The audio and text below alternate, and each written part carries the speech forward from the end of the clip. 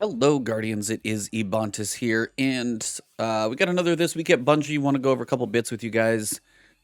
I've read through this and gone over it, reviewed it a couple times, so I'm not going to try and read this thing verbatim. Main piece that I want to cover is kind of the highlights of each section, the main points that stand out, and we're going to have some controversial discussions. Remember, tomorrow night, I'm recording this on the 28th, so January 29th at 6 p.m. Central, 7 p.m. Eastern Time, I'll be live, twitch.tv/Ebontis for episode 134 of The Last Word with CB Gray.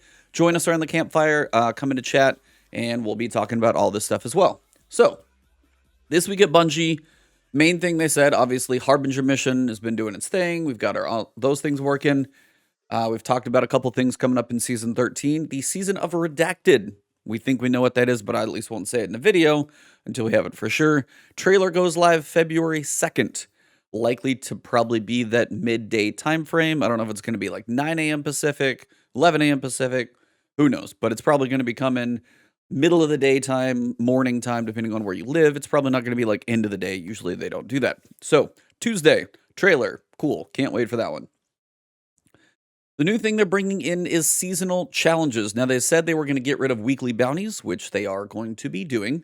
And they're looking at more of an account-based system.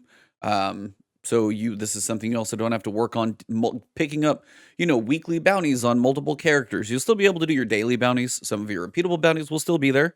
Those will typically function basically the same way, but weekly bounties will be going away. Now, the main reason is they wanted to, provide a guide to new returning and veteran players of what to do this week. So they have their weekly challenges we'll cover in a second.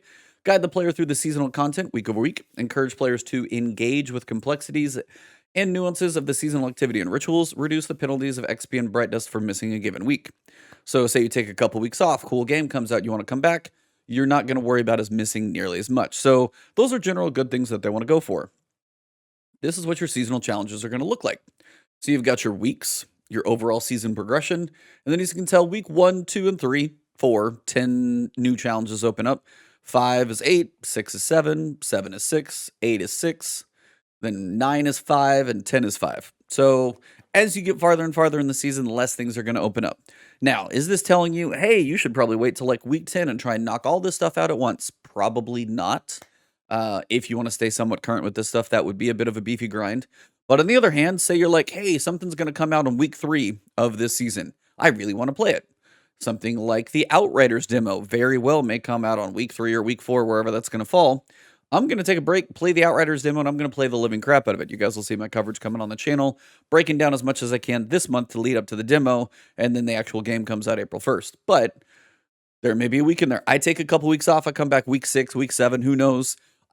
Week 4, 5, and 6 are going to be open, and then I can work on all that stuff. Now, part of me has a bit of an issue with the fact that, like, this stuff isn't open all season. So they're like, hey, come back every week. But also the fact that you're like, if you do take breaks, come back, you'll have stuff unlocked. Now, my hunch is this stuff sadly is not going to be retroactive. Like, hey, I've done the Grandmaster Nightfall like 10 times somewhere whenever that unlocks. Hopefully that counts for the season.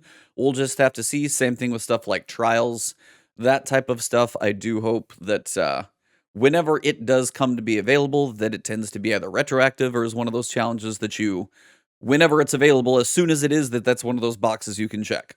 I don't want to see that stuff to be like, hey, go get your 7 trials wins in like week 8. So they're trying to pump the playlist late in the season.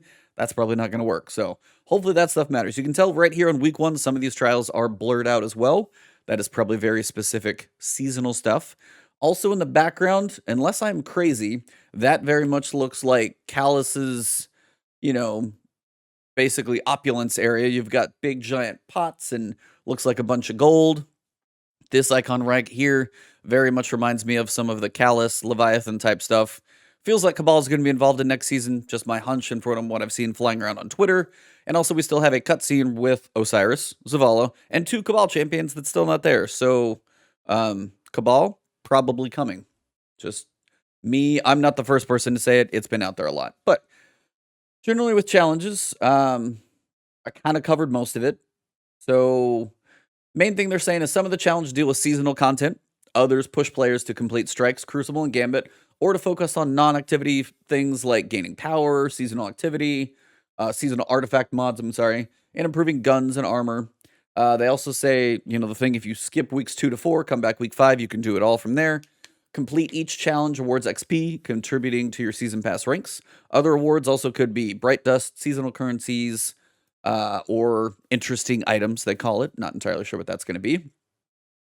In moving away from weekly bounties, which were restricted to broad objectives tied to ritual activities, we've taken more leeway with creating some interesting or more difficult challenges. These may be things you're already doing. Defeat primevals and envoys, defeat enemies in Nightfall the Ordeal, gain infamy or valor ranks, acquire the ritual weapon and its cosmetic ornaments. So that's like adored this season. Winning rounds and Trials of Osiris, completing a Grandmaster Nightfall. So some of those may be harder challenges to do. They say not all of them, but they do give you a bit of a run through of some stuff here. Not all challenges will require that level of accomplishment, but the heart of the challenge is they are going to try and give you more experience for it. Thank you. If you do a Grandmaster or you do a basic strike playlist, those are probably going to be different time investments and difficulty challenges. You probably should be rewarded more for the hard one. So, good thing. Another thing they said, they are going to be removing the weekly bounties, but they're going to, adjust Bright Dust. We'll get to that here in a second. They will say the seasonal activities, like challenges and things like that, they may be open for the entire year 4.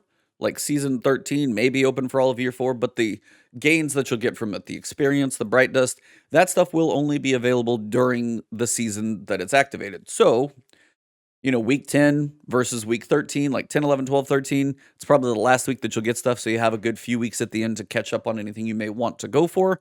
But when we get to season 14, season 13, rewards won't be there. Challenges you could do if you want to check some boxes, but the rewards, like experience and Bright Dust specifically, won't be there. So keep that in mind. Overall, I think this is not a bad change. This allows players who basically main one character to focus on that one, not have to jump around, especially for the Bright Dust. We'll get to it in a bit. That's a good thing as well.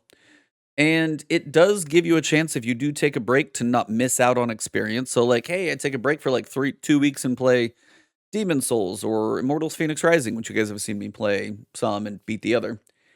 And then I come back, well, any of that experience over doing weekly bounties from the weeks that I was gone, I can make up for that. So the biggest question here, before I move on to the next point, is how do the ritual playlists feel? Crucible, Strikes, Gambit. Strikes have a little variety. We're going to get a couple new strikes in Season 13. We know we're going to get Sepiks. We know we're going to get the Fallen Saber. Those are going to come back, so there's a little bit more variety, but, excuse me, strikes don't have a lot of incentive to run. Similar to Gambit, you don't get a ton of really anything out of there. So the main thing at this point is if they're going to put the seasonal challenges partially focusing on those ritual playlists, we need more life back in those ritual playlists to give this value. Strike-specific loot. Crucible rankings in like the Glory playlist. Gambit needs something more besides just the mode and some bounties, because if it's just like kill a couple envoys instead of just play some Gambit matches, yeah, that's going to happen, but still Gambit doesn't have a whole lot going for it. Like PvP doesn't have a lot of love, and believe me, PvP needs some love. They've been waiting too long. Gambit is just kind of like, it's there. Most people probably don't interact with it unless it's just the game mode they enjoy, and some do, but for most of it's just kind of like, I can get some pinnacles sometimes if I really want to, maybe. Not really big, largely compelling. So the big thing, I think, is how hard they lean into those playlists for these challenges will kind of also determine how important it is that those playlists are fun. Or if they get boring, it will make this struggle. Next piece is Bright Dust. Since they're not going to be weekly bounties that give you Bright Dust, they're going to adjust. So seasonal challenges will award between 75 and 300 Bright Dust. Now, this next line is actually really cool. We are also introducing an end-of-season Bright Dust bonus if you complete nearly all, so there's probably some that you can miss, which is good. Like, if you don't love Trials, but you do everything else, cool. We are awarding a single 4,000 Bright Dust pile. That's cool.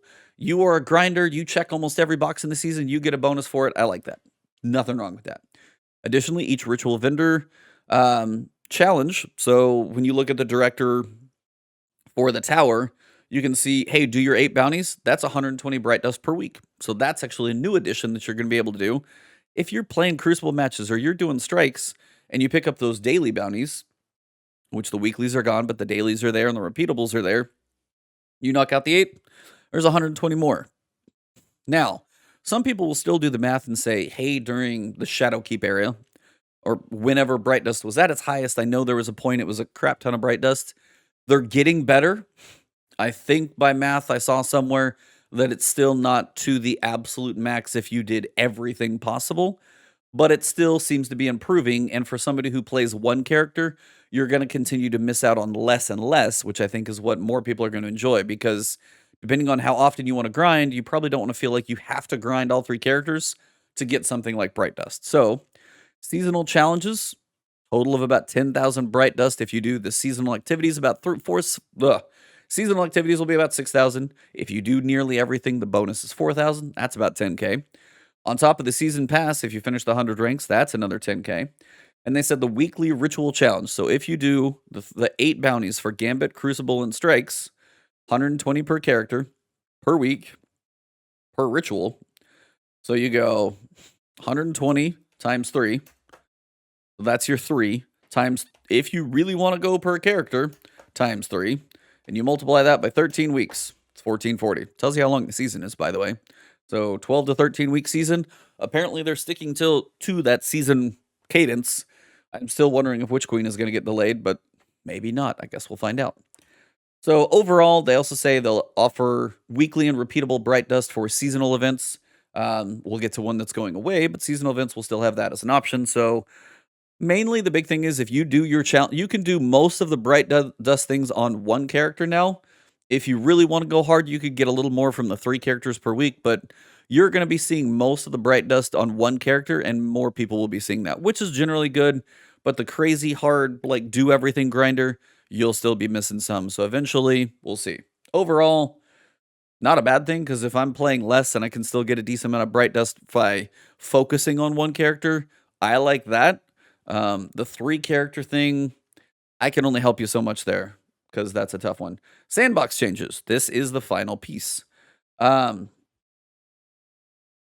already watched Fallout's video. If you haven't seen his video on this, about 11 minutes and 10 seconds into where he talks about this TWAB, please go to that, watch his reaction.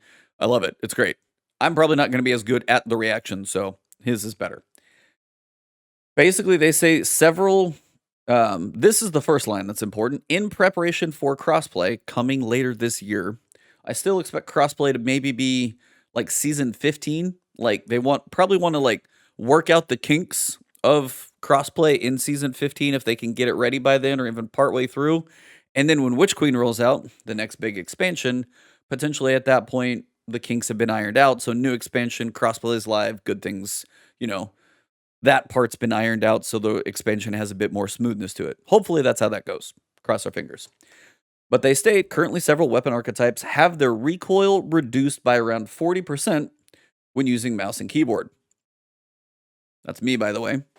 My podcast guest tomorrow is definitely going to be controller, and I'm pretty sure CB Gray is going to be the same. So I'm in the minority tomorrow, so you're going to want to watch the podcast. This results in an issue where players on mouse and keyboard are able to largely ignore the stability weapon stat, creating unintended discrepancies in weapon performance between controllers and mouse and keyboard. So if you've ever listened to, shout out again to Fallout, one of his videos, he will generally say if you're on controller, stability is something you do want to take into account. If you're on mouse and keyboard, range usually seems to be a popular thing, but you typically don't care about stability. And that's accurate. Now, the following weapon types will have their mouse and keyboard recoil adjusted closer to controller. So the difference of control, and this is where the big debate's going on Twitter, because it already exploded. So reduce the difference between from about 40% to about 20%. So now the difference of recoil between mouse and keyboard and controllers about 50% less, which is probably, we'll see. But the thing about controller, I'm not going to be an expert on it, but to my understanding, aim assist on controller is higher. That hasn't been touched. So there is some give and take to that equation. They did say pulse rifles, submachine guns, and machine guns, they got some buffs because the effects they're doing up there hit these a little too hard. So they say submachine guns reduce camera movement from firing a submachine gun by 24%, pretty substantial. Pulse rifles reduce camera movement by 7%, machine guns 9.5%.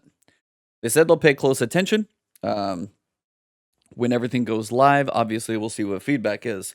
We still seem to be at each season is the soonest we get a sandbox tuning, except for like game breaking, Stasis and the Warlock melee, and then we had the Hunter refresh, but that was basically just like the Hunter alone. Titans, they're coming for you, by the way. Season 13, the Titan Stasis subclass, it's going to get hammered, so enjoy it while you got it. Just a hunch, but I'm pretty sure it's coming as well. The big thing here, basically, is I have no idea how this is going to feel until I get my hands on it. If I have about 50% more recoil on PC, mouse and keyboard than I do right now, I'm not sure how that's going to feel. Now, the other alternative is to bring controller recoil closer to mouse and keyboard. The problem with that is they have a stability stat on weapons that means less and less if they do that. But on the other side, you have aim assist on controller, where controllers get an advantage because you have thumbsticks and stuff like that. There is some benefits to be able to like swipe a mouse back and forth and do quick turns. So I know there's give and take on both. But one of the things I saw on Twitter is the fact that the sandbox of guns right now in PvP, Stasis may break things, but gunplay itself, they've said, feels like most weapons are mostly viable. I've heard that from quite a few different places, that the sandbox for weapons alone, not abilities, feels like they're actually in a pretty good spot. So when they turn around and go do all of this, I don't know. Seems very weird. I will just have to see what it's like when I get my hands on it. There may be some more people who feel better about using a controller. The other thing was crossplay. They mentioned some people are like, oh, mouse and keyboards are going to have an advantage. That seems to be getting smaller for sure. Again, not like a PvP, diehard, tryhard, anything like that. PvE, things of that nature. But if I pull out like, an auto rifle in PvE and then I feel like I'm looking at the sky trying to shoot some ads, not going to love that. So I don't know. I'm sure there's plenty of you in my videos before been like, man, you must be on PC. I feel like my gun bounces all over the place. And maybe I'm going to give it about 50% more of that. You've got some aim assist. I'm going to have some more recoil. Maybe it's a happy medium. We'll just have to find out. They're trying to make the experience fair for both mouse and keyboard and controller. So when crossplay happens, a PS4 guy playing me on my PC have not quite as far apart of an experience, but a little closer together. We'll have to see how it plays out. I know plenty of people on controller, even if they play on PC, it's still on controller. They can kick the crap out of me in PvP without a problem. So I don't know how necessary this was, but I feel like maybe they just feel like it's necessary to make the crossplay more viable and a good experience overall. Because, again, between both console families together, that still likely will outweigh PC. So if even if it's like 3/5 of your player base versus 2/5, like, I don't know the numbers because I know Steam has got a good chunk of them. But even if it's like 2/3 of your player base, they may lean that direction a little more for controllers because they're overall, if 2/3 or more of your player base is controller, and then your mouse and keyboard less than a third may have an advantage there. Maybe they're trying to tip the scales the other way. Won't know until I get it in my hands, but that being said, as I'm a mouse and keyboard player, adding more recoil to my stuff, I'm probably not going to be too thrilled. I guess I'm just going to have to do some, field testing and see how it is come Season 13. There are some buffs coming, though, and some nerfs. We'll get to those in a second. Buffs, rocket launchers, increased damage by 30%, just flat out. They did say exotic rocket launchers had been adjusted individually and are affected by this change to different degrees. So Wardcliff Coil probably doesn't have a 30% buff because then that thing's just going to step on every single boss it comes to. Eyes of Tomorrow may be something similar, but on the other hand, a normal rocket launcher like Truth probably got most of that 30%, even though there's 3 in the chamber. I hope it did, because that gives Truth its major benefit of 3 in the chamber. Paired with the buffs to reserves last season, they're hoping people are using rocket launchers more. We'll see. People have been asking for rocket launcher buffs forever and ever and ever, and they never touch them. Finally, when they do, it's 30%. It's like, you couldn't give us like 10%, 5%, 10, like, give us a little bit until you find a happy medium, as opposed to nothing, 30%. Like, if everybody's like, hey, we use rocket launchers hit a little bit harder, here's like 5 to 10%. See how it goes, test the numbers. Hey, we're getting closer, we're not quite there. Here's a little bit more. As opposed to nothing, bam, again. Sometimes when they wait so long in their data or they get around to certain archetypes of testing, like, again, I don't know what their testing situation is like, but it's like, okay, it takes this long of rocket launcher feedback to say, finally, we're going to do it. And then when they do, they buff it by like almost a third. You could have done some stuff in between and you still would have been okay. That's my point. Fusion rifle usage is very low. They feel like they're an unreliable choice in Crucible compared to shotguns. So they're increasing fusion rifle damage fall off start distance. So like the damage where the pellets, don't even remember what they're called for fusion rifles, where they start to lose their damage. If your range stat on your fusion rifle is 0, you still get a 6% buff to that drop-off distance. If your range stat is 100, it's now 16%. So they're buffing that range fall off a little bit more, and they're reducing camera movement when firing a fusion rifle by about 10%. Finally, breach load grenade launchers, the main change is that they will detonate on impact with a character even if you hold it. I probably don't bounce my grenade off of people very often because when I have used grenade launchers, I'm probably trying to like bounce it near them anyway and do the hold and release. But they just said holding and releasing and apparently bouncing off people feels bad, so won't do that anymore. It's fine. It's not going to hurt anything. It's just probably better. Nerfs. While sniper rifle usage has dropped in Crucible, we've observed that it's hard to challenge someone with a sniper rifle. I agree with that. If I'm hitting somebody with a couple scout rifle shots, sniper rifle, but if I'm hitting somebody with a sniper rifle with scout rifle shots multiple times and they still hit me, to me that never makes sense. So they're increasing ADS flinch with snipers and taking damage from other players. So if I peg you with a scout rifle and you're aimed down sights and I get that shot off first, you should have a harder time hitting me. We'll have to see how it goes, but I support this. I'm one of those who doesn't love somebody who can like hang there, get shot, and still hit me, because in my head it doesn't make sense, but what do I know? Swords. Probably saw this coming, but there's a whole debate about why this is a thing anyway. Reduce sword damage by 15%. Now, they say at this time, 65% of players are using swords for the majority of the gameplay encounters in Destiny 2. Want me to guess why? Lament. You introduced an insanely powerful sword that does like whip, whip, whip damage, and then now your sword's going to do 15% less. So that's going to be fun. We'll have to see how things feel. Lament's still probably going to be powerful, but I also know when I was doing some of those hits with Lament to build up damage, and then I was in like a 1280 lost sector trying to smash a champion, I kind of felt like I needed the whole run to get him down. So the 15% damage may be something we honestly feel. I'm going to have to test it. Test it and see. But if you're going to like reduce my sword damage that I use to try and solo a lost sector, which is the only place for me to get certain exotics, then maybe don't make the champions in a 1280 lost sector so broken that if you like blink, they get their health back, or just some tweaking there. I don't know. Some of those 1280s and Grandmaster champion situations, some of their mechanics also could use to be looked at. If you keep bringing us down, some of those champions could probably use a little bit of tweaking. Just my opinion, but that's just me. Exotic changes. They said when you pull up your ghost, you're not going to lose any perk that's already like, on your gun. Ace of Spades, stuff like that. Your Hawkmoon thing.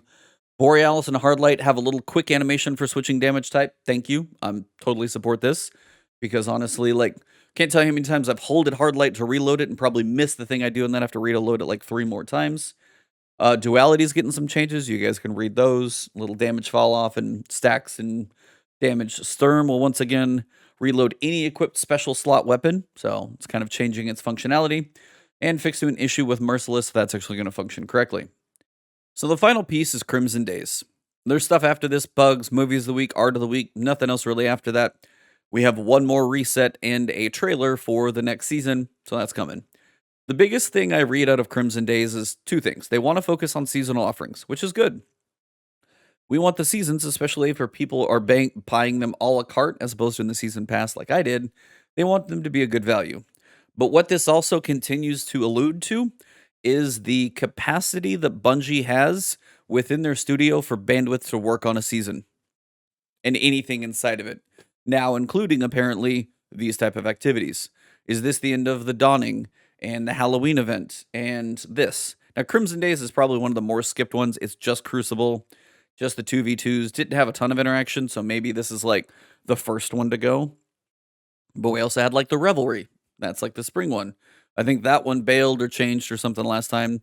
So if we start seeing less seasonal activities and the seasonal content maybe stays the same, we're really starting to see that the bandwidth for seasons is getting small. Like the live team, if that's what you're going to call them, that's working on those, seems to feel like their capacity to do stuff is really kind of at its wit's end. They are kind of at a max. They're trying to get out the activity, they're trying to build the weapons they can for a season, and they're trying to build the story content and quests that go along with the season, and the seasonal activity is too much. This honestly mostly just makes me wonder how much of Bungie is working on Destiny 2. Still have no idea. It could be 80% and 20% is working on whatever the other game is. We still have no idea. And they said they have 25% of their studio that has not set foot in the building. Means they hired a crap ton of people to work on stuff, maybe Destiny 2, maybe other things, but they hired a lot of people. Say they were at 600 and say nobody left, which I'm sure is not true, but say they went from 600 to 800 people. Well, if 600 people or even 500 people were working on Destiny, and now 30 to 40 or maybe 50% are working on X other redacted game, then you're down to about 400 working on Destiny. You still have a Witch Queen to build, and you don't have bonus studios like High Moon and Vicarious Visions, which is now part of Blizzard. That's a whole discussion. You get to a point where you have to wonder how much of Bungie is focused on Destiny, how much is focused on anything else, and what did it used to look like would be my other question. If they have continued to grow and, they've added a whole lot of people to continue to work on something else, and the Destiny team has always been, say, 400 or 500, and it still is, then it was the loss of Vicarious Visions, the loss of High Moon Studios, and the help they had from Activision in those budgets to be able to let them do things like Forsaken, Opulence, Forges, all of that stuff is the biggest we'll probably ever have.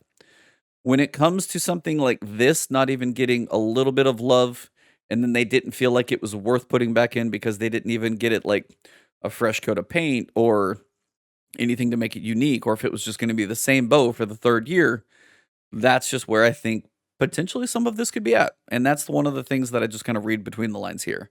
So that is the TWAB for this week. I'm not going to go through the rest. If you want to read the bugs, go check it out. Some of them are still out there. But overall, weekly challenges, kind of weekly bounties, simplified for more single-player characters.